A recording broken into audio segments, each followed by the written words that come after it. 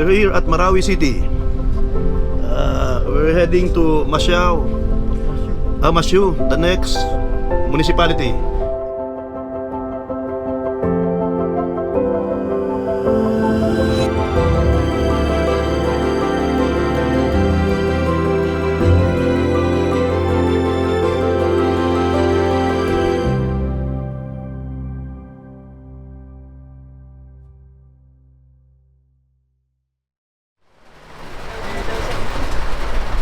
We're entering the town of Marawi right now.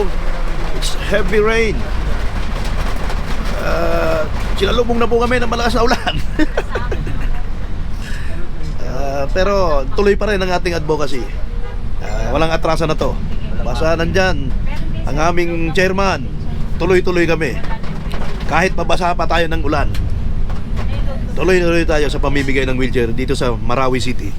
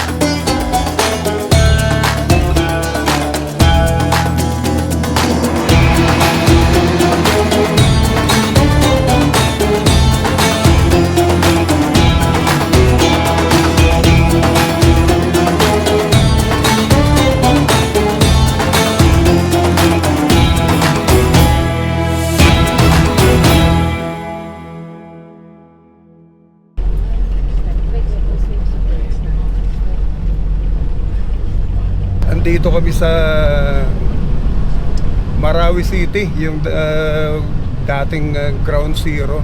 Nung uli ako napunta dito, bawal pang pumasok. Pero ngayon, dadaanan ng mga sasakyan. So, nakakatuwa naman at bumalik na yung ano rito. Unti-unti na bumabalik yung komersyo dito. So, yung mga dating mga nakatira. Ang dami kong kaeskwela dito na naapektuhan ng Marawi Seeds eh. Kaya ayun, pangalawang balik ko dito at maayos. Papunta kami ng tamang-tama dito kami dumaan. Papunta kami ng municipality of Masyu.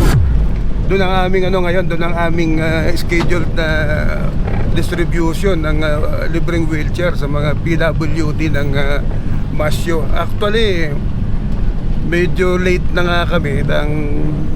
Ang original na schedule namin is 1:00 ng hapon. Ngayon, past 3 na.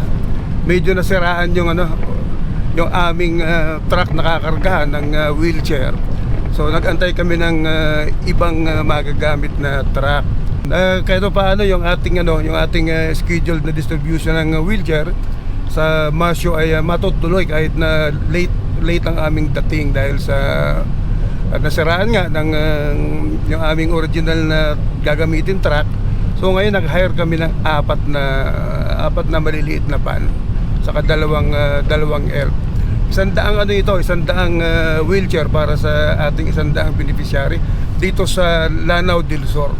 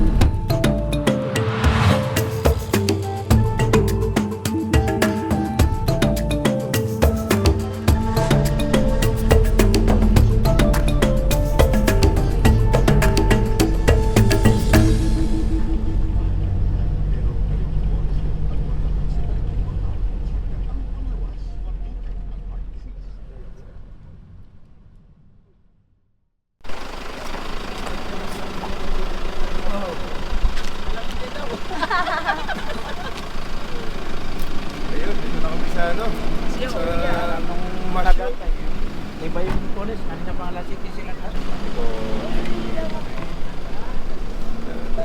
Ano yung truck na gagamitin natin?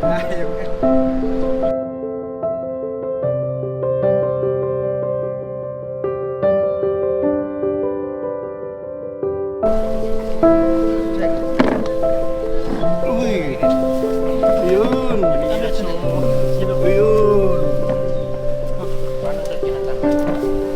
Magaling ito. Kasi yung mga papag-william.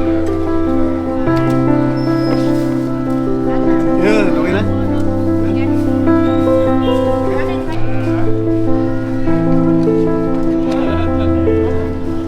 Una sa lahat, malugod naming tinatanggap at malugod namin pinasasalamatan ang ating buting New Sultan of Darimbang, Honorable Dr. Carlo Magna Batalya sa pagdating nila. Magandang hapon po sa inyong lahat.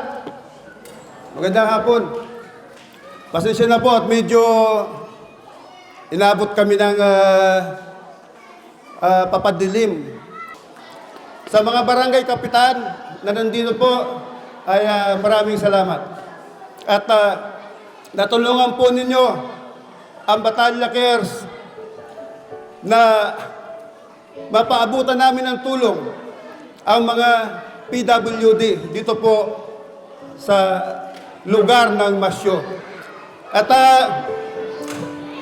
laki pong tuwa ang amin pong laging